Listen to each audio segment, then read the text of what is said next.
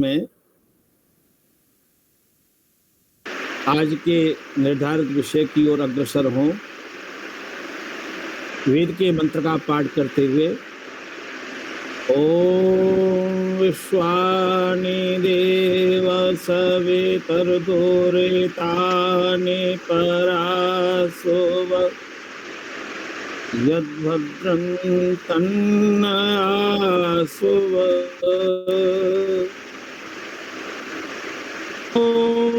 यस्येमे हिमवन्तो महित्वा यस्य समुद्रं रसया सहाहो यस्येमा प्रदिशो यस्य बाहु तस्मै देवाय हविषा विधेम देवाय हविषा विधेम।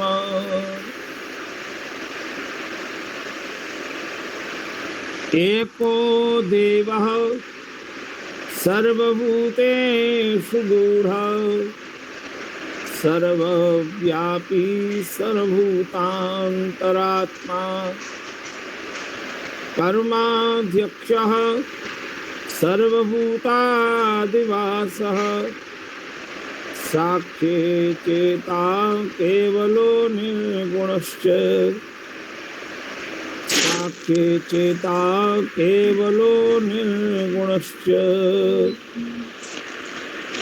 कः पद्मिनीनां वततिग्मधीधति धर्मापरकः कविवाचकस्थितः काकण्ठभूषाणयमाद्विवेतिकः स्वामी दयानन्द सरस्वती यतिः स्वामी दयानंद सरस्वती यतिः। आज हम सब श्रावणी पूर्णिमा के इस पावन पर्व के शुभ अवसर पर इस सायंकालीन सत्संग का समायोजन वैदिक प्रचार संघ उदयपुर के तत्वावधान में संचालित हो रहा है। इस कार्यक्रम के सूत्रधार एवं संयोजक हमारे अनन्य प्रिय श्री अवनीश जी, उनके समस्त मित्रगण, सहयोगीगण और जिनके कविताओं और भजनों के द्वारा गीतों का हमने रसास्वादन किया, देश की राजधानी दिल्ली में विराजमान बहुत श्रेष्ठ संगीतज्ञ श्रीमती कविता आर्या जी, जिनके साथ अनेक बार आर्य समाज अशोक विहार के सत्संग में उनका दर्शन, उनकी वाणी को साक्षात सुनने का अवसर भी मिलता रहा है। हमारे आर्य समाज की दूसरी स्वर कोकिला आदरणीय बहन सुदेश आर्या जी, जिनके साथ एक मेरा बहुत ही दिल्ली प्रवास के समय पिछले 30 वर्षों से बड़ा पारिवारिक संबंध है। उनके परिवार के साथ हमारा एक बहुत अनन्य प्रेम भाव है और उनकी वाणी जब सुनने को मिलती है तो रोम रोम पुलकित हो जाता है। हमारे अन्य भी जो मातृशक्ति हैं, जिनके भजन हम सुन रहे हैं या अभी मेरे कार्यक्रम के पश्चात भी होंगे, और इस कार्यक्रम में विराजमान वैदिक संस्कृति के प्रति अनुराग आस्था रखने वाले समस्त धार्मिक सज्जन वृंद और वैदिक संस्कृति के प्रति आस्थावान श्रद्धा से ओतप्रोत हमारी पूज्या मातृशक्ति, अभी प्रिय भाई अवनीश जी ने जो बात कही कि श्रावणी का पर्व माताओं, बहनों, सज्जनों, हमारे मुखमंडल का पर्व है। हम जितने भी लोग हैं, भाई अवनीश जी ये संगणक विद्या, कंप्यूटर विद्या के महारथी हैं, वो इसके विषय के विशेषज्ञ हैं और इसी का क्षेत्र में वो अपने जीवन यापन के लिए सर्विस भी करते हैं। तो हम जितने लोग भी यहाँ बैठे हैं, मैं सबको देख रहा हूं, तो हम सबका मुखमंडल ही दिखाई दे रहा है ना। तो जैसे हमारा मुखमंडल हमें दिखाई देता है, एक दूसरे को हम देखते हैं, ऐसे ही पर्वों का मुखमंडल श्रावणी पर्व है। ये विचार करना चाहिए। दशहरा हमारे भुजाओं का पर्व है, दीपावली हमारे उदर का पर्व है। जैसे हमारे शरीर के ये अंगों की प्रधानता है, वैसे ही पर्वों की भी प्रधानता है और पर्व इस शरीर के अंदर समाहित हैं। तो आइए आज हम श्रावणी के द्वारा अपने मुखमंडल की शोभा का अनुभव करेंगे, चिंतन करेंगे, विचार करेंगे। सज्जनों, पर्व शब्द का क्या अर्थ है? पर्व शब्द प्री धातु से बना है। प्रीणाति इति पर्व, प्रसन्नता, आमोद, हर्ष, ये पर्व के पर्याय हैं। जब पर्व आता है तो हमारा जीवन, हमारा मन, हमारे शरीर का रोम रोम पुलकित हो जाए, गदगद हो जाए, प्रसन्नता के महासागर में स्नान करने लगे, मंगल होने लगे, उत्साह की वृद्धि होने लगे। ये पर्व का जीवंत स्वरूप है। और भारतीय पर्वों की परंपरा तो इतनी विशाल है, अनुपम है। आप सबके घर में एक पुस्तक भी होगी, मैं आपको दिखा रहा हूं, आर्य पर्व पद्धति। ये मैं लेकर के बैठा हूं। इसमें यदि आप दृष्टिपात करेंगे तो सारे भारतीय पर्वों की और वैदिक पर्वों की श्रृंखला का बड़ा सुंदर चित्रण है। और यहां पर लगभग 20 पर्वों का समायोजन इस पुस्तक में है। इस पुस्तक को दिखाने का उद्देश्य मेरा यह है कि यह पुस्तक हम सबके घर में होनी चाहिए। जिनके घर में यह पुस्तक नहीं है तो मेरी प्रार्थना ये आर्य पर्व पद्धति अपने घर में रखें और इसके पर्वों को पढ़ें, स्वाध्याय करें, चिंतन करें। ये पुस्तक, एक पुस्तक मेरे पास में और भी है, ये गीता प्रेस कल्याण का व्रत पर्वोत्सव अंक है। आप में से जो स्वाध्याय में रुचि रखते हैं, ये उनके लिए मैंने यहाँ ला करके रखा कि जिससे आपको भारतीय पर्वों के विषय में जानकारी मिले और भारतीय पर्वों की मान्यता का आप स्वाध्याय करना चाहे, विस्तार से पढ़ना चाहे तो वहां पढ़ सकते हैं, उसका चिंतन और मनन कर सकते हैं। माताओं, भारतीय परंपरा का जो सनातन स्वरूप है उस पर यदि हम दृष्टिपात करते हैं तो उसका शुभारंभ श्रावणी पर्व से हम देखते हैं। जैसे मनुष्य की पहचान उसके मुखमंडल से होती है, ऐसे पर्वों की पहचान भी श्रावणी पर्व से हो रही है। और जैसे हमारे अंदर यदि प्रसन्नता है तो उस प्रसन्नता का प्रभाव हमारे मुखमंडल पर दिखाई देता है, ऐसी श्रावणी पर्व की प्रसन्नता भी हमारे मुखमंडल पर दिखाई देती है। अच्छा, आज जितनी बहनें यहाँ बैठी हैं, इन्होंने अपने भाइयों को हाथ में राखी बांधी है, मेरे हाथ में भी ये राखी है। ये हमारी दोनों बहनें, एक का नाम सावित्री है, एक का नाम गायत्री है, दोनों ने बांधा। तो बहन जब राखी बांधती है तो हमारे मुखमंडल पर प्रसन्नता आती है और बहन बांधते हुए भी प्रसन्नता का भाव उसके मन में रहता है। तो ये पर्व हमें जीवन में उमंग, उत्साह, प्रसन्नता की निरंतर अभिवृद्धि करते हैं।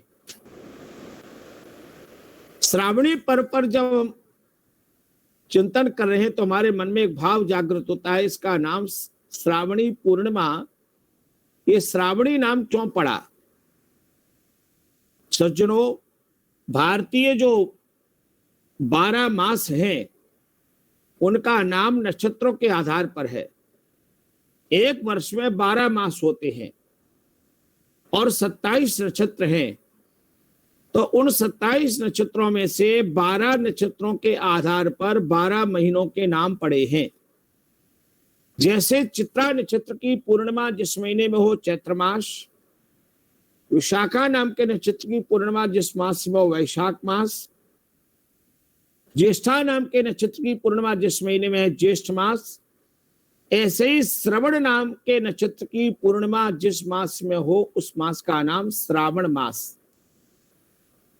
ये 12 नक्षत्रों के आधार पर 12 महीनों के नाम हैं। तो श्रवण नक्षत्र है और उसकी पूर्णिमा आज है, इसलिए इस मास का नाम आज श्रावण पूर्णिमा है। तो हमें यह याद रखना है कि इस मास का नाम श्रवण नक्षत्र के आधार पर पड़ा है। और श्रवण शब्द का अर्थ है सुनना, श्रवण करना। और सुनना कितना महत्वपूर्ण है, तो आदरणीय बहन सुदेश जी, जब आप संगीत में गाती हैं तो हम सब लोग दोनों अपनी श्रवणेंद्रिय से सुनते हैं। ऐसे ही भगवान ने हमें ये श्रवणेंद्रिय दोनों ओर दिया, दाईं ओर भी और बाईं ओर भी। तो जीवन में सुनना कितना महत्वपूर्ण है, और इसी महत्वपूर्ण भाव के कारण से इस मास का नाम पड़ा श्रावण मास। और श्रावण मास के जो विविध महत्व हैं उसको मैंने 5 भागों में चिंतन किया है। अब एक एक भाग पर चिंतन हम आगे बढ़ाएंगे। पहला भाव है कि श्रावण शुक्ल पक्ष की जो पूर्णिमा है आज, इस पर रक्षा सूत्र की परंपरा का ऐतिहासिक पौराणिक स्वरूप क्या है। जब हम इस विषय पर चिंतन करते हैं तो इसके पौराणिक स्वरूप का भी एक घटना का क्रम प्राप्त होता है। हमारे देश में अनेक पौराणिक कथाओं के द्वारा भी बहुत सारी चिंतन की धारा चली है, और उसमें एक वर्णन ये प्राप्त होता है पौराणिक कथा में कि दैवासुर संग्राम हुआ देवताओं और असुरों का। तो उसमें जब देवताओं की पराजय होने लगी तो इंद्र अपने घटते वर्चस्व के कारण से बहुत मन में दुखी हुए और अपने देवताओं के गुरु बृहस्पति के पास गए और उन्होंने निवेदन किया कि हमें कैसे असुरों पर विजय प्राप्त हो, उसके लिए हमें क्या करना चाहिए। तो एक पौराणिक कथा प्राप्त होती है कि वहां इंद्र की इस व्यथा को इंद्राणी ने भी सुना। तब इंद्राणी ने इंद्र से कहा कि मैं एक व्रत के साथ में रक्षा सूत्र तैयार करती हूं और आप ब्राह्मणों के स्वस्ति वाचन के द्वारा, मांगलिक कामना के द्वारा उस रक्षा सूत्र को धारण करें तो आपको असुरों पर विजय प्राप्त होगी। और ऐसा ही हुआ। इंद्राणी ने अपने व्रत के साथ में उस रक्षा सूत्र को, धागे को तैयार किया और उसके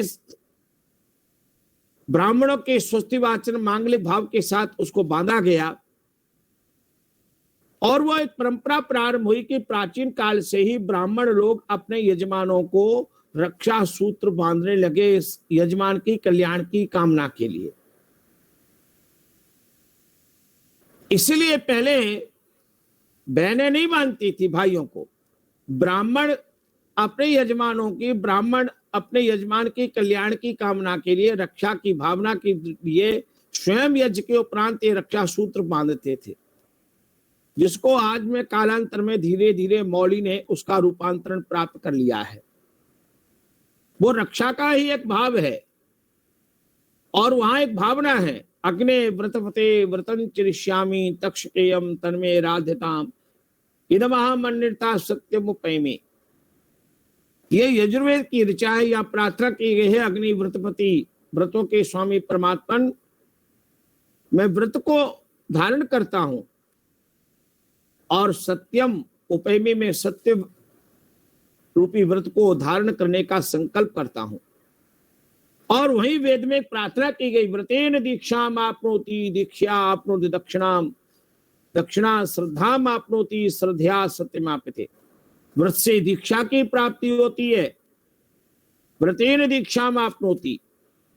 और जब दीक्षा का भाव आ जाता है तो दीक्षा आपनोति दक्षिणाम, दीक्षा से दक्षिणा की श्रेष्ठता प्राप्त होती है। और दक्षिणा से जब पात्रता व्यक्ति के पास आ गई तो दक्षिणा से श्रद्धा, और श्रद्धया सत्य माप्यते, श्रद्धा से सत्य की प्राप्ति हो जाती है। ये क्रम है और इसी क्रम का एक भाव है, वह इस रक्षा सूत्र में समाहित है। माताओं, इसी रक्षा सूत्र का एक ऐतिहासिक स्वरूप भी प्राप्त होता है। हमारे भाई अवनीश जी राजस्थान की धरती से जुड़े हुए हैं और यह उदयपुर संघ, उदयपुर की एक नगरी है जो महाराणा प्रताप की विजय और उनके ऐतिहासिक दुर्ग का वो स्थान है। और यह उदयपुर राजस्थान की ऐसी महान नगरी है जहां ऋषि दयानंद का आगमन महाराणा सज्जन सिंह ने उनका स्वागत सत्कार किया। और यही ऋषि दयानंद महाराज ने सत्यार्थ प्रकाश की लेखनी का शुभारंभ इसी स्थान पर हुआ।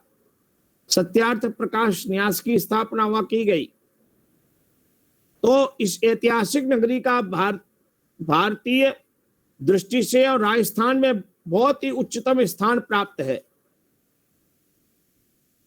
और उसी चित्तौड़ की महारानी कर्णवती ने मुगल बादशाह हुमायूं को गुजरात के बादशाह से अपनी रक्षा, ये राखी रक्षा सूत्र भेजा था।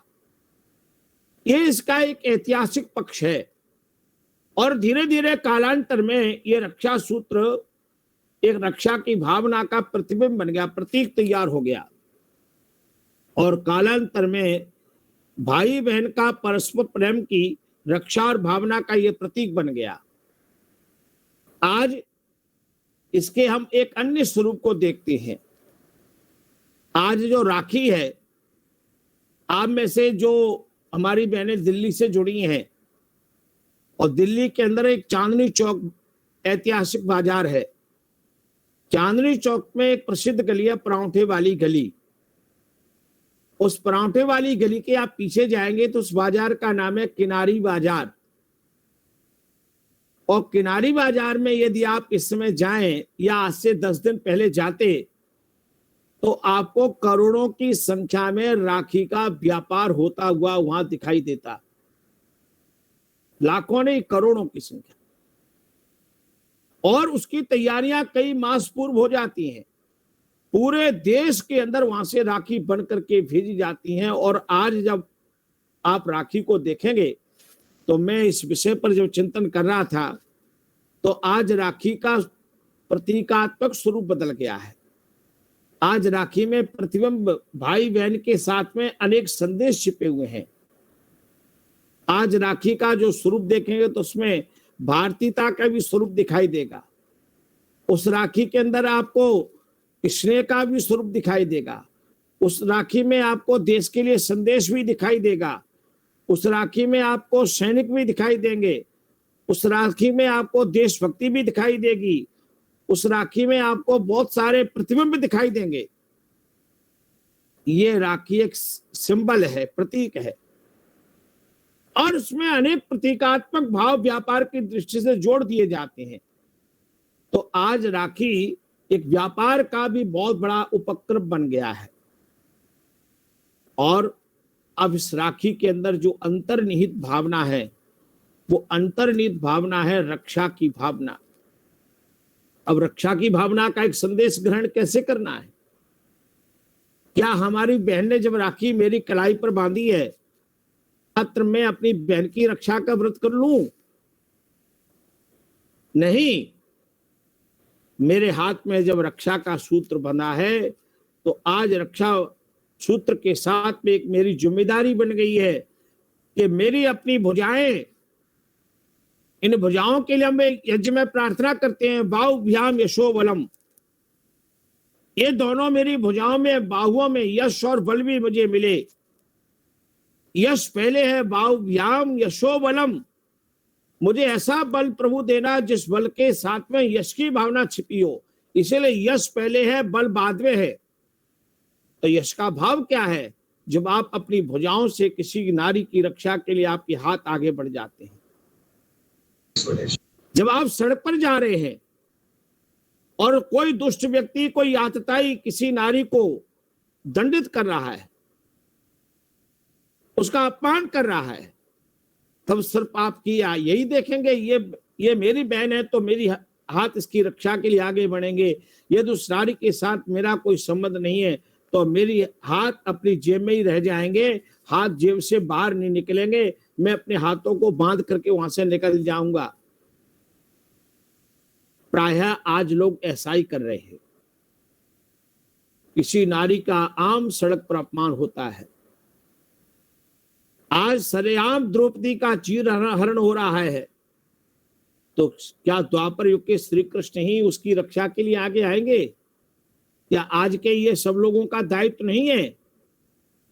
मेरा आपसे निवेदन है, आज वैदिक प्रचार संघ उदयपुर के तत्वावधान में हम ये विचार लेकर के चलें कि सीता जी के रक्षा के लिए यदि किसी ने सबसे पहले संघर्ष किया था तो भाई अवनीश जी वो जटायु थे। और सीता जी की रक्षा के लिए सबसे पहले हनुमान जी जब विचलित हो रहे थे तो जटायु का भाई संपाति था। संपाति ने हनुमान जी का मार्गदर्शन किया लंका जाने के लिए, और उसके भाई जटायु ने सीता जी की रक्षा के लिए रावण के साथ संघर्ष किया, अपने प्राणों का बलिदान दिया। हमारे पौराणिक भाई तो जटायु को पक्षी कहते हैं, लेकिन जटायु पक्षी नहीं था, राजा दशरथ का मित्र था। जब वो राजा दशरथ का मित्र अपने को कहता है तब कोई पक्षी उनका मित्र कैसे है? वो तो वानप्रस्थी रूप में थे, वन में रहते हुए ध्यान कर रहे थे, उपासना कर रहे थे। ऐसा एक वानप्रस्थी सीता जी की रक्षा के लिए अपनी बलिदान देता है। तो आज ये संकल्प करने का अवसर है कि हम भी अपनी भुजाओं के द्वारा बाहुभ्याम यशो बलम का पाठ तो हमने यज्ञ में किया है, और उसकी सार्थकता उपयोगिता तब है जब किसी नारी के सम्मान की रक्षा के लिए मेरे हाथ आगे बढ़ेंगे। ये इसका ऐतिहासिक और इसका सामाजिक परिदृश्य है। आज समाज में ऐसी भुजाओं की आवश्यकता है, आज समाज को ऐसी हाथों की आवश्यकता है। और मेरी एक प्रार्थना है माताओं बहनों से, अपने घर में अपनी बेटियों को, हमारे माननीय प्रधानमंत्री जी ने एक नारा बुलंद किया है, बेटी बचाओ बेटी पढ़ाओ। लेकिन मैं एक बात और आपसे इस मंच से कहना चाहता हूं, अपने घर में आपकी बेटियां हैं तो उनको, बेटियों को आत्मसम्मान के लिए जगाइए, उनकी भुजाओं में वो वीरता का संदेश दीजिए कि कोई दुष्ट व्यक्ति उनको बुरी नजर से देख न सके, अपनी रक्षा का सामर्थ्य उनमें जग जाए, ऐसा वीरता का भाव उनमें जगे। इसलिए हमारे यहाँ आर्य वीरांगनाओं का इतिहास बहुत बड़ा है। भाई अवनीश जी से मैं प्रार्थना करूंगा, एक सत्संग भाई अवनीश जी आर्य वीरांगनाओं के लिए समायोजित किए, और उसमें भारतीय नारी का जो स्वरूप है उसके अंदर सावित्री की चर्चा हो, उसमें माता कुंती की चर्चा हो, उसमें गार्गी की चर्चा हो, उसमें मैत्रेयी की चर्चा हो, उसमें वैदिक नारियों की चर्चा हो। मेरे पास एक पुस्तक है महिला संकीर्तनम, उसमें भारतीय नारियों का, वैदिक नारियों का, ऐतिहासिक नारियों का विविध बड़ा सुंदर चित्रण है। और उस पुस्तक में भाई अवनीश जी 100 से अधिक नारियों का जीवन परिचय है, 100 से अधिक ऐसी ऐसी नारियां जिन्होंने भारतीय संस्कृति की ध्वजा पताका अपने ज्ञान के द्वारा, अपनी विद्या के द्वारा, अपने शास्त्रार्थ के द्वारा, और आपने नाम सुना होगा विद्युत्तमा का, काशी के अंदर विद्युत्तमा, जिसने महाकवि कालिदास के साथ शास्त्रार्थ हुआ, वो कितनी बड़ी विदुषी थी, कितनी ज्ञान में पारंगत थी और कितनी सब विद्याओं में विभूषित थी। ये हमारी भारत की नारियां कितनी महान है, ये बोध होना चाहिए।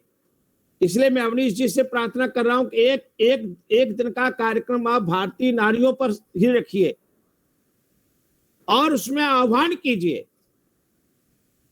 कि हम भारतीय नारियों का सम्मान कैसे करें। इसलिए मैंने ये संकेत विशेष रूप से किया है। अब थोड़े इसके दूसरे पक्ष की ओर चले।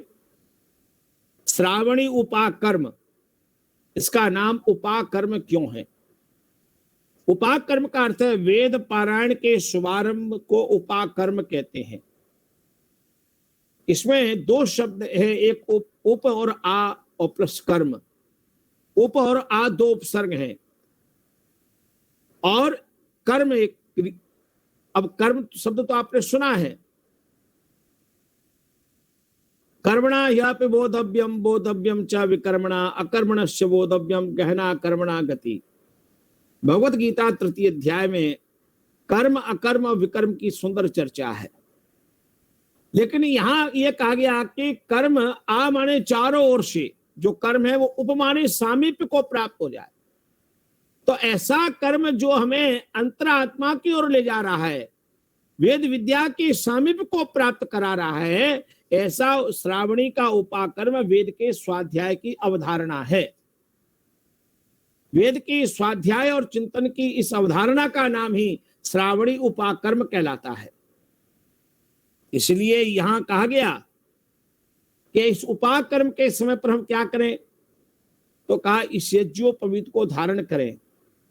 और आज यज्ञोपवीत को धारण करने का, यज्ञोपवीत को परिवर्तन करने की प्रक्रिया है। हम जितने लोग भी यहां बैठे हैं सबने यज्ञोपवीत परिवर्तित किया होगा। और यदि किसी ने भूलवश अभी तक नहीं किया है तो सत्संग के पश्चात मेरी प्रार्थना कर लीजिए। आप अपने हाथ में यज्ञोपवीत लेना, माताओं से बहनों से भी मेरी प्रार्थना वो भी यज्ञोपवीत धारण करें। और उसके जो 3 सूत्र हैं वो 3 भाव के प्रतीक हैं। देव ऋण है, पितृ ऋण है, ऋषि ऋण है। उसके 3 सूत्र इन 3 ऋणों का हमें संदेश दे रहे हैं। और तीनों सूत्र जब मिल जाते हैं, आपस में ग्रंथि हो जाती है, गांठ बनती है, तो उसका नाम है ब्रह्म ग्रंथि, ब्रह्म गांठ। ये तीनों जब मिल गए, ये गंगा यमुना सरस्वती तीनों प्रयागराज में मिल गई, तो गंगा यमुना सरस्वती जब तीनों मिल गई तो उनका उत्कृष्टता बढ़ गई, वो तीर्थ बन गया, वह कुंभ का महोत्सव होने लगा। ऐसे ही देव ऋण, पितृ ऋषि ऋण तीनों मिल गए तो वहां ब्रह्म की ग्रंथि बन गई, वहां ब्रह्म का आभास होने लगा, ब्रह्म का प्रकाश होने लगा। तब हम कहेंगे ब्रह्मनिष्ठा ब्रह्मपरायण। ये ब्रह्मनिष्ठ और ब्रह्मपरायण होने का भाव आ गया। महर्षि पिपलाद के लिए प्रश्नोपनिषद में भाई अवनीश जी ब्रह्मपरायण ब्रह्मनिष्ठा शब्द का प्रयोग हुआ है। ब्रह्मपरायण का अर्थ क्या है? जो ब्रह्म में ही परायण हो गया जो व्यक्ति। ब्रह्मनिष्ठा का अर्थ है ब्रह्म में ही है निष्ठा, विश्वास जिसका, पूर्ण रूप से ब्रह्म में निष्ठा जिसकी जागृत हो गई है, ऐसा व्यक्ति ब्रह्मनिष्ठ कहलाता है। तो यह ब्रह्मनिष्ठ होना यज्ञोपवीत का सार है। यह यज्ञोपवीत की अवधारणा है। और यह यज्ञोपवीत धारण कैसे करते हैं? बाएं स्कंद से दाहिनी ओर आता है, ऐसे चलती है इसकी धारा।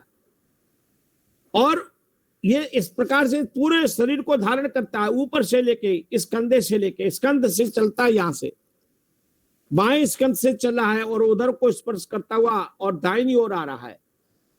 यह इसका अवधारणा है। इसको जब शरीर पर धारण किया जाता है तो मंत्र पढ़ते हैं, जो पवित्रम परमम पवित्रम प्रजापते यत् सहजम पुरस्तात् आयुष्यमग्रम प्रतिमुंच शुभ्रम यज्ञोपवीतम वलमस्तु तेजः यज्ञोपवीतमसि यज्ञस्त्वा यज्ञोपवीतेनोपयामि। ये आयु और बल को देने वाला है। ये जीवन का सारा सौंदर्य इसमें समाहित है। ये यज्ञोपवीत मात्र सूत्र नहीं है, ये मात्र धागा नहीं है, ये जीवन की प्रक्रिया का अंग है। इसलिए सबको यज्ञोपवीत धारण करना है। और मुझे तो ये सौभाग्य प्राप्त हुआ कि एटा गुरुकुल के संस्थापक और हमारे आचार्य ज्योति स्वरूप जी और पूज्य स्वामी ब्रह्मानंद जी के हाथों से मुझे यज्ञोपवीत धारण करने का सौभाग्य प्राप्त हुआ। और जब मैं चित्तौड़गढ़ गुरुकुल में गया तो वहां स्वामी व्रतानंद जी और आचार्य सत्यानंद जी वेदवागी, आचार्य भीमसेन जी वेदवागी के हाथों से मुझे यज्ञोपवीत धारण करने का सौभाग्य प्राप्त हुआ। तो भाई अवनीश जी, मुझे मेरा यज्ञोपवीत 3 बार हुआ। एक बार घर में हुआ, पटना के रामानंद शास्त्री जी बहुत बड़े उद्भट विद्वान थे, उन्होंने यज्ञोपवीत संस्कार घर में किया, पिताजी ने पहले ही करा दिया था। फिर गुरुकुल में गए, एटा गुरुकुल में दूसरी बार हुआ। फिर चित्तौड़गढ़ गुरुकुल गए तो वहां तीसरी बार यज्ञोपवीत हुआ। तो जैसे यज्ञोपवीत के 3 धागे हैं तो मेरा को तो एक एक धागा 3 बार चढ़ गया। ये एक बहुत बड़ी कृपा भगवान की रही। और यज्ञोपवीत जब धारण करते हैं तो उसका संबंध गायत्री के जप से जुड़ा हुआ है। मेरी आपसे प्रार्थना है कि जिनके गले में यज्ञोपवीत है वे गायत्री का जप जरूर करें। और इसके साथ दूसरा भाव क्या है? यज्ञोपवीत का एक भाव है द्विज संज्ञा। द्विज का अर्थ है द्वि माने 2, ज माने जन्म। ब्राह्मण, क्षत्रिय, वैश्य तीनों द्विज कहलाते हैं। कब? जब वो यज्ञोपवीत धारण करते हैं, स्वाध्याय करते हैं। इसलिए इन तीनों की द्विज संज्ञा है, एक भाव। और एक बात और समझना चाहिए, ये श्रावणी उपाक कर्म एक और भाव है। चारों आश्रमों के लिए स्वाध्याय का संदेश है। ब्रह्मचर्य आश्रम, गृहस्थाश्रम, वानप्रस्थाश्रम और संन्यास आश्रम, चारों आश्रमों में स्वाध्याय जीवन में कितना महत्वपूर्ण है। ब्रह्मचर्य आश्रम में तो स्वाध्याय है ही प्रमुख, वहां तो स्वाध्याय का व्रत लेना ही है, वहां तो गुरु के सानिध्य में सतत स्वाध्याय करना ही है। लेकिन हम जितने यहां बड़ी आयु के लोग बैठे हैं, मेरी आपसे सादर निवेदन है, आपके घर में सर्वाधिक पुस्तकें होनी चाहिए। पुस्तकें केवल विद्वानों की संपत्ति नहीं है। मेरे घर में सबसे ज्यादा यदि कोई संपत्ति है तो वह पुस्तकों की है। कम से कम मेरा अनुमान है 2 से 2.5 लाख रुपए की पुस्तकें मेरे पास में होंगी। अब यह संकलन मैंने धीरे धीरे किया और इसको एक बड़े लघु पुस्तकालय के रूप में मेरी परिवर्तित करने की योजना है। अभी मुझे एक सन्यासी मिले तो उन्होंने कहा, आचार्य जी एक भारतीय संस्कृति संस्कार मंदिर एक स्थापित कर रहा हूं ग्वालियर में। तो उन्होंने कहा, आचार्य जी इसके लिए और अधिक पुस्तकें चाहिए। तो उन्होंने कहा हम आपको और अधिक इसमें पुस्तकों का योगदान करेंगे। तो मेरा आपसे निवेदन है कि हम अपने घर में अधिक से अधिक पुस्तकों का संकलन करें और उसमें सर्वप्रथम वेद हों। और जो लोग दिल्ली में रह रहे हैं उनकी जानकारी के लिए कह रहा हूं, दिल्ली के अंदर एक नयावास में एक सज्जन है जो आर्यसमाज नयावास के सदस्य हैं, गणेश दास जी, गरिमा उनकी धर्मपत्नी है। जो कोई चारों वेद अपने घर में लेना चाहे उनको गणेश दास जी, गरिमा गोयल जी अपनी तरफ से 2000 रुपए का दान कर देते हैं। और यदि पुस्तकें चारों वेद लेना चाहे अर्थ सहित, मैंने बहुत से लोगों को उनके द्वारा दिलवाए। आप में से भी जो लोग रुचि रखना चाहें उनको चारों वेद घर में होनी चाहिए। और मैं तो एक अध्यापक के रूप में जो हमारे साथी सेवानिवृत्त होते थे तो उनको हम कुछ देते थे, तो मैं उनसे कहता था क्या आपको चारों वेद चाहिए? तो हमने अपने बहुत से अध्यापक साथियों को रिटायरमेंट के समय उनको भाई बहन सुदेश जी चारों वेद अर्थ से दे दिए और वे लोग गदगद हो गए। उनके परिवार में जो वेद गए तो उन्होंने कहा, आचार्य जी इससे बड़ा उपहार अवनीश जी कुछ नहीं हो सकता। तो यहाँ भी जो मेरी बहनें जुड़ी हुई है और जो लोग सर्विस करते हैं उनसे मेरी प्रार्थना है, आप अपनी बेटे के विवाह में, अपनी बेटी के विवाह में सबसे ज्यादा आप कोई उपहार दें तो वेद, चारों वेदों को देने का संकल्प कीजिए। एक संकल्प जगना चाहिए, ये कहने के लिए नहीं, व्यवहार में उतरना चाहिए। इसलिए मैं आपसे निवेदन करना चाह रहा हूं। और यहां एक और सुंदर प्रार्थना की गई कि ब्रह्मचर्य वानप्रस्थ करे, संन्यास भी संन्यसेत सर्व कर्माणि वेदम एकम न संन्यसेत। शास्त्र कहता है सन्यासी सब कर्म छोड़ दे लेकिन वेद का स्वाध्याय करना न छोड़े। और यहाँ आप सबसे मेरा एक निवेदन है, एक पुस्तक है वेदांजलि, उसका एक दूसरा नाम है वैदिक विनय। गुरुकुल कांगड़ी विश्वविद्यालय के स्नातक ने कानपुर सेंट्रल जेल में रहते हुए आजादी के समय उस पुस्तक को लिखा है। उसमें 365 मंत्र हैं। आप उन 365 मंत्रों को वहां से पढ़ सकते हैं, उसको स्वाध्याय कर सकते हैं, चिंतन कर सकते हैं। और आपके घर में वो पुस्तक वैदिक विनय या वेदांजलि होनी ही चाहिए, ऐसी मेरी आपसे प्रार्थना है। अब थोड़ा और आगे चलें तो यहां कहा स्वाध्यायान मा प्रमदा, 33 उपनिषद, स्वाध्याय में प्रमाद नहीं करना चाहिए। फिर आगे कहा वही उपनिषद कहती है स्वाध्याय प्रवचनाभ्याम न प्रमदितव्यम, स्वाध्याय और प्रवचन में कभी प्रमाद नहीं करना चाहिए। और इतना ही नहीं, यहाँ एक और बहुत अच्छी प्रार्थना है कि क्या क्या स्वाध्याय के लिए कैसे करें। तो वहां कहा कि चारों वर्णों में जो स्वाध्याय की उत्कृष्टता है, तो शास्त्र कहते हैं बहुत अच्छा भाव है मनुस्मृति का। मनु महाराज ने मनुस्मृति में कहा स्वाध्यायेन अर्चयेत ऋषीन् होमैर्देवान् यथा विधि पितॄन् श्राद्धैश्च नीन् भूतानि बलिकर्मणा स्वाध्याये नित्ययुक्तः स्यात् देवे चैवैय कर्मणि। महाराज मनु कह रहे हैं कि स्वाध्याय से ऋषियों की और होमई देवान, होम से देवों की, और श्रद्धा से पितरों की, अन्न से मनुष्यों की, और बलि कर्म से के अन्न प्रदान से क्षुद्र प्राणियों की यथाविधि पूजा करे। आम बलवे सुदेव यज्ञ करते हैं, ये भी एक प्राणियों की सेवा का भाव है। लेकिन स्वाध्याय से जो आनंद होता है, और आपकी जिनकी स्वाध्याय में रुचि है उनसे मेरा निवेदन है स्वाध्याय परमम तपः, स्वाध्याय परम तप है। स्वामी दीक्षानंद जी महाराज की एक पुस्तक है स्वाध्याय सर्वस्व, अवनीश जी, स्वाध्याय सर्वस्व पुस्तक जिनके पास में आर्य समाज की पुस्तकालय में हो, उनसे मेरी प्रार्थना है स्वामी दीक्षानंद जी की इस पुस्तक को एक बार जरूर पढ़िए, स्वाध्याय सर्वस्व।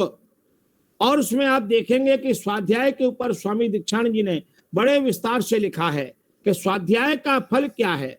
तो इसका एक उदाहरण देता हूं। डीएवी मैनेजिंग कमेटी का मुख्य कार्यालय दिल्ली में चित्रगुप्तगंज रोड पर है। वहां दिल्ली प्रबंधकर्त्री सभा, उसमें यह घटना मैं आपको सुना रहा हूं सन 1990 के लगभग। वो तब वहां नैतिक शिक्षा जो उनका मोरल एजुकेशन डिपार्टमेंट है, उसमें पंजाब के एक रिटायर्ड प्रिंसिपल कार्य करते थे, उनका नाम था जगदीश भारद्वाज जी। और जगदीश भारद्वाज जी ने मुझे एक बार कहा कि सायंकाल को जो घूमने निकलते थे, मैं भी वहीं रहता था, और हम लोग साथ साथ बिरला मंदिर तक घूमने जाते थे अनारकली के साथ। तो उन्होंने कहा कि आचार्य जी, पंजाब में रहते हुए मैंने एक उपदेश में सुना कि वेद पढ़ना चाहिए। 40 वर्षों में प्रतिदिन वेद का स्वाध्याय किया तो मैंने चारों वेद पूरे पढ़ लिए। क्या बात है! एक व्यक्ति संकल्प करता है तो चारों वेद पूरे पढ़ जाता है स्वाध्याय का। और मैं प्रशंसा के लिए नहीं कह रहा हूं अवनीश जी, एक बार मेरा भी चारों वेदों का पूरा स्वाध्याय हो गया है। मैं भी गर्व के साथ कह सकता हूं कि मैंने भी चारों वेदों का स्वाध्याय किया है, पढ़ा है उसको। और कुछ अध्याय तो ऐसी हैं, यजुर्वेद के भी, ऋग्वेद के भी, जिनको एक बार नहीं 10-10 बार 20-20 बार पढ़ा है। यजुर्वेद का जो 31वां अध्याय पुरुष सूक्त, उस पर डॉक्टर स्वामी दीक्षांत जी की भांजी कुसुमलता जी ने राजस्थान विश्वविद्यालय से पीएचडी की है पुरुष सूक्त पर। वो पुस्तक की स्वामी दीक्षांत जी ने मुझे दी है, वो मेरे पास है, उसको मैंने अनेक बार पढ़ा। मेरी आपसे प्रार्थना है कि आप वैदिक विनय, वेदांजलि और वेद सुधा और श्रुति सौरभ, डॉक्टर शिवकुमार शास्त्री जी की पुस्तक है श्रुति सौरभ, आप उसको पढ़िए, स्वाध्याय करिए। आपके श्राणी पुस्तकें रहनी चाहिए। मेरे अपने यहाँ जो पुस्तकों का संकलन किया तो सबसे पहले चारों वेद, उसके नीचे ब्राह्मण ग्रंथ, उसके नीचे आरण्यक, एक खाने में 11 उपनिषदों के सब ग्रंथ, फिर उसके नीचे और दूसरे ग्रंथ, उसके बाद फिर सारा का सारा पूरा रामायण का, पूरा भगवत गीता का, फिर अन्य ऋषि ध्यान के सारे ग्रंथ एक अलमीरा में, और संस्कृत साहित्य। इस प्रकार से आपके पास यदि साहित्य रहता है तो आप देखेंगे आप गदगद हो जाएंगे, स्वाध्याय करेंगे। और एक बात और यहां निवेदन करना चाहूंगा, मन की उत्कृष्टता स्वाध्याय के द्वारा होती है। हम शांति करणम में एक मंत्र पढ़ते हैं, मन के 6 मंत्र हैं। अभी रात्रि को सोते समय आप उनका पाठ करें। और जिन माताओं बहनों को ये 6 मंत्र याद नहीं है तो आप सब, कंप्यूटर सबके घर में है, मेरी प्रार्थना है आप अपने घर के बच्चों को कहिए कि ये 6 मंत्र हमें कंप्यूटर से निकाल दें, और जहां आप सोते हैं अपने बिस्तर की दीवार पर उन 6 मंत्रों को चिपका लीजिए और सोने से पहले उन 6 मंत्रों को पढ़िए। और उन मंत्रों में एक मंत्र में क्या प्रार्थना है, यस्मिन् ऋचा साम यजुंसी प्रतिष्ठिता रथना विवारः, ये उसी क्रम का 5वां मंत्र है। यस्मिन, जिस मन में ऋचा साम यजुंसी, ऋग्वेद सामवेद यजुर्वेद प्रतिष्ठित है, विराजमान है। ये नेदम भूतम भुवनम भविष्यत् परिगृहीतम अमृतेन सर्वम, इसी मन के द्वारा भूत भविष्य वर्तमान तीनों कालों को व्याप्त कर लिया गया, ढक लिया गया है।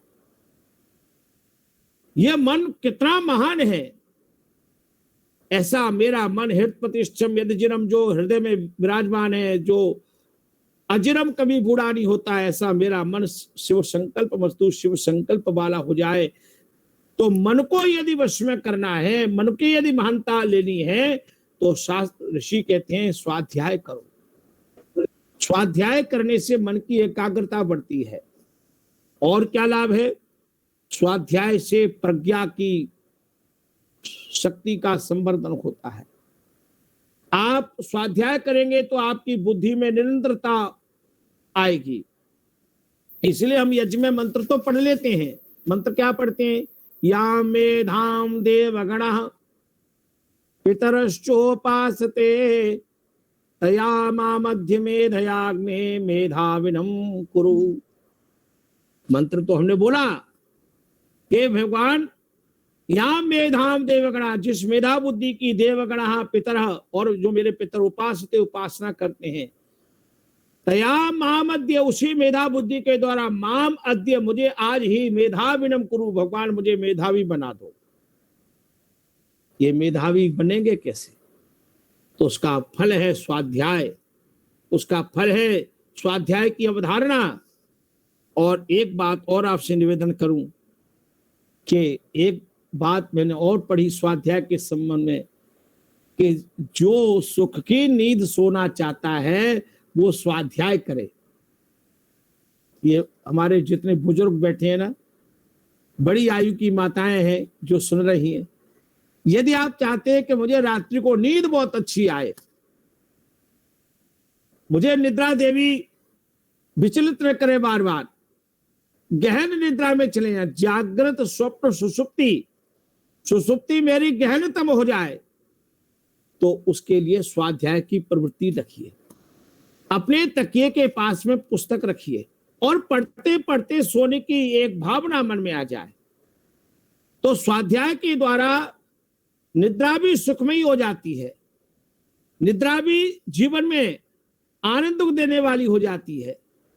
और एक बात और पढ़ें कि ये जो श्रावण मास है, यहां से लेकर के चातुर्मास तक, ये 4 मास की यात्रा है। पौष मास तक ये श्रावणी उपाकर्म भाई अवनीश जी प्रारंभ हुआ आज से, और ये चलेगा पौष मास में। इसका उत्सर्जन होगा, इसका विसर्जन होगा। ये आज 4 मास की यात्रा है। तो मेरी आपसे करबद्ध प्रार्थना है, ये आपके लिए नहीं है, मेरे लिए भी है। एक संकल्प कीजिए, हम स्वाध्याय में रुचि रखेंगे, और स्वाध्याय अपना संकल्प है, स्वाध्याय अपना भाव है। अपने शास्त्रों को याद करें।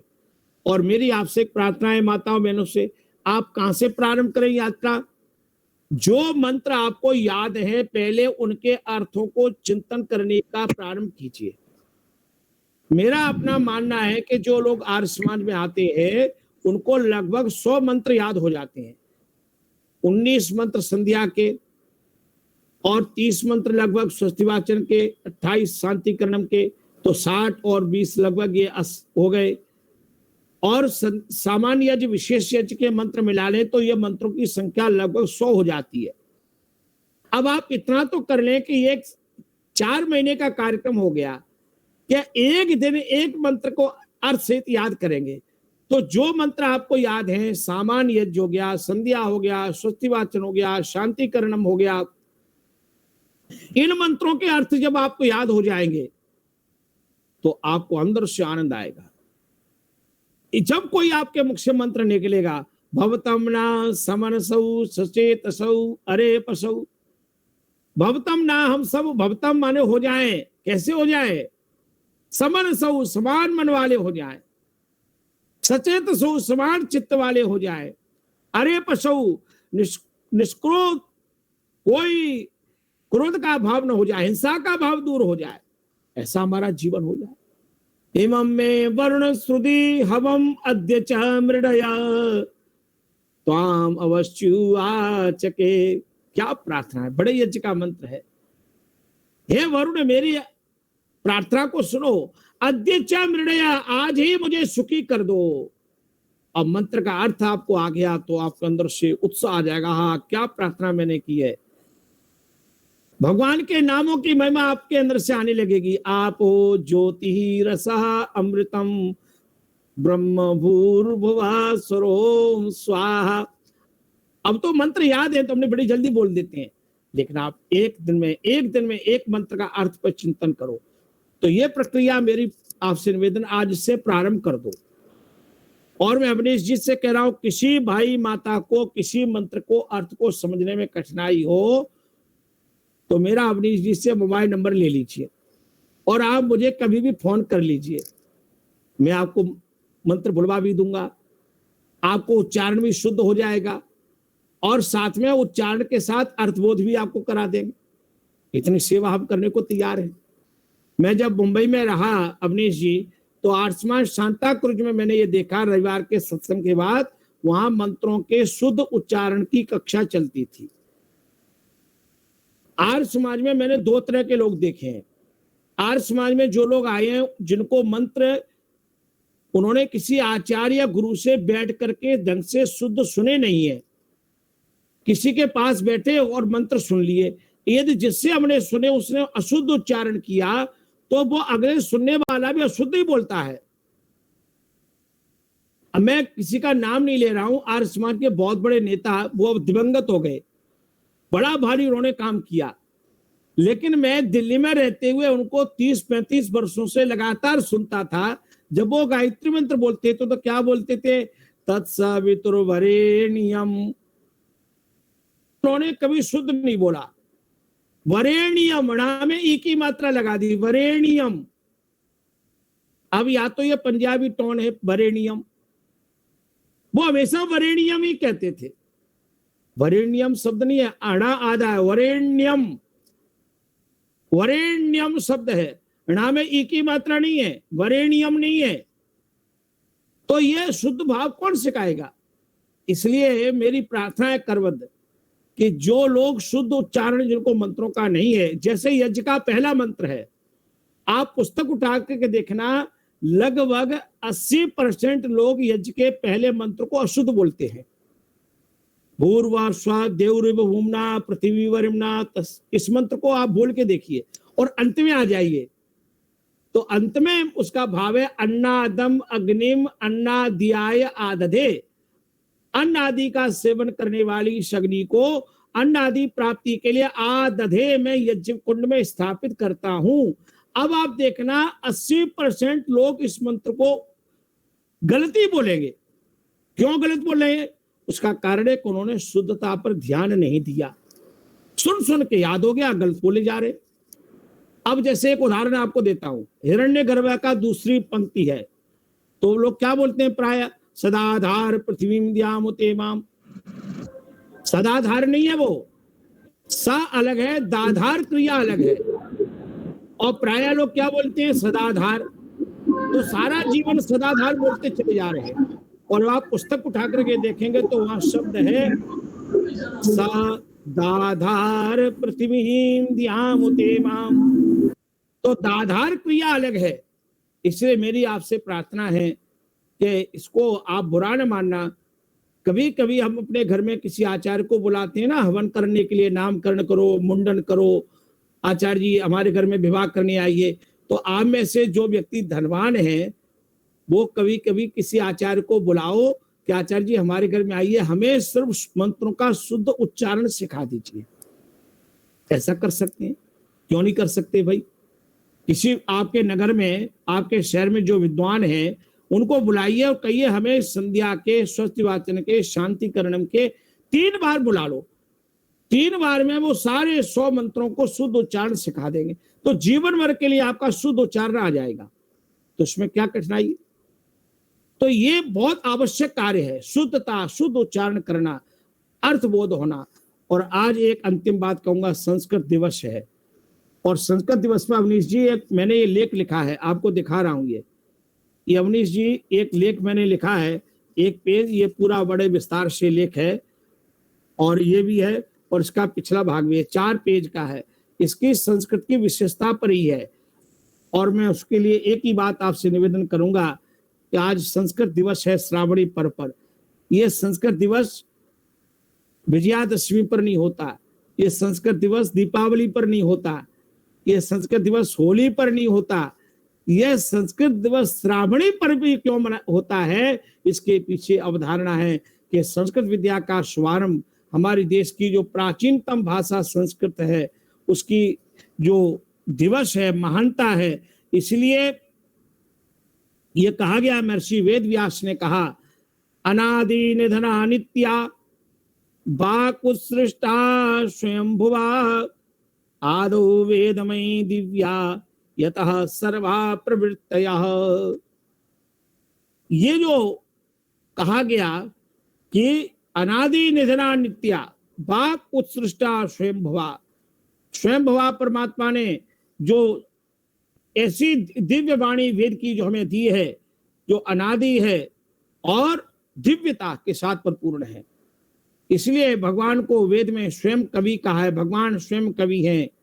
सपरेगा शुक्रम अकायम अब्रणम अस्नाविरम शुद्धम पापविदम कवि मनीषी परिवु स्वयंभू। भगवान स्वयं कवि है। तो भगवान का काव्य वेद है। देवस्य पश्य काव्यम नमवारण जीर्यति। भगवान के वेद रूपी काव्य को देखो, जो कभी मरता नहीं है, कभी जीर्ण और शीर्ण नहीं होता है। ऐसा भगवान का इस वेद रूपी काव्य है। और काव्य वेद की विशेषता क्या है, तो इसके चिंतन कभी अलग से करेंगे, तब आपको विस्तार से बताएंगे कि यह संस्कृत भाषा वेद भाषा है। इसलिए मेरी प्रार्थना है कि आप संस्कृत के प्रति अनुराग रखिए, संस्कृत के प्रति श्रद्धा रखिए, संस्कृत सीखने का अभ्यास कीजिए। और अमरीश जी, एक बात मैं आपके से कह रहा हूं, आपको मैं भेज दूंगा, जो इंग्लिश की ग्रामर है, इंग्लिश की ग्रामर का मैंने संस्कृत ट्रांसलेशन कर दिया है पूरा। क्या बात है। अब कोई व्यक्ति, अभी एक बंबई से डॉक्टर बागीश जी ने मुझे परिचय वो भेजा था, उनका लड़का जर्मनी में था, उसको संस्कृत सीखनी थी, तो मैंने वो अपना पीडीएफ पूरा भेज दिया उसको, तो वो घर बैठे ही संस्कृत सीख सकता है। आप में से भी यदि कोई संस्कृत सीखना चाहे तो मैंने वो वाक्य present tense, past tense, future tense, कोई भी टेंस है, आप उसको पहले वाक्य हिंदी में है, फिर उसके सामने संस्कृत है, उसी के सामने इंग्लिश भी है, तीनों लैंग्वेज एक साथ है। तो आप हिंदी भी सीखेंगे, संस्कृत भी सीखेंगे, साथ में इंग्लिश भी सीखेंगे, और आप देखेंगे कि तीनों भाषाओं में एक साथ उसका बोध आपको हो जाएगा। तो आप में से कोई ये सीखना चाहे, जिसकी संस्कृत की इच्छा हो, वो उसको मैं ये पीडीएफ अपना भेज सकता हूं, तो वो तीनों भाषाएं एक साथ सीख सकता है। और ये हम विद्यालय में प्रयोग करा रहे हैं, जहां मैं पढ़ाता हूं उन बच्चों को संस्कृत भी आती है, हिंदी भी आती है, और इंग्लिश तो बच्चे पढ़ते ही हैं। तो हमारे घर में जो बच्चे इंग्लिश पढ़ रहे हैं उनको अपनी भारतीयता का बोध हो, तो आज संस्कृत दिवस पर एक कार्यक्रम अपने मन में रखिए कि हम 24 घंटे में यदि केवल मात्र आप प्रतिदिन 15 मिनट संस्कृत को देंगे, केवल 15 मिनट सीखने के लिए, मैं ज्यादा समय नहीं मांग रहा हूं, तो मैं आपको विश्वास के साथ कह सकता हूं, आप 15 मिनट प्रतिदिन देने से 6 महीने के अंदर आप वेद के मंत्रों के अर्थ समझने लगेंगे, गीता के श्लोकों का अर्थ समझने लगेंगे, संस्कृत में क्रिया क्या होती है, क्रिया का परिवर्तन कैसे होता है, अव्यय क्या होता है, समास क्या होते हैं, उपसर्ग क्या होते हैं, प्रत्यय क्या होते हैं, शब्दों की रचना कैसी होती है, सामान्य बोध आपको अपने आप हो जाएगा भाषा का, और फिर आपको जीवन में बहुत आनंद आएगा। तो आज श्रावणी पर्व पर हमने श्रवण किया, चिंतन किया, संस्कृत के प्रति भी अनुराग रखें। मैं संस्कृत का 1-2 पंक्ति आपसे निवेदन करके वाणी को विराम दूंगा। सरला सरसा संस्कृत वाणी, सरला सरसा संस्कृत वाणी, विमला गंगा कल्याणी, सरला सरसा संस्कृत वाणी, विमला गंगा कल्याणी।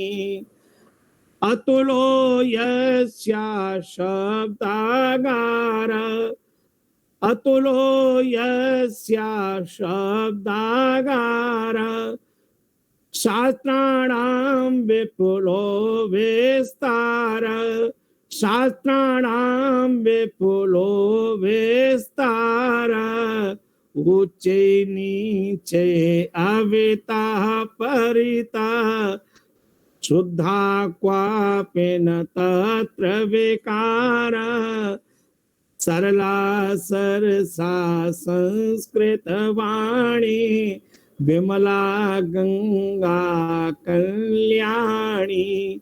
अवनीश जी अंतिम बात कहते हुए वाणी को विराम दे रहा हूं।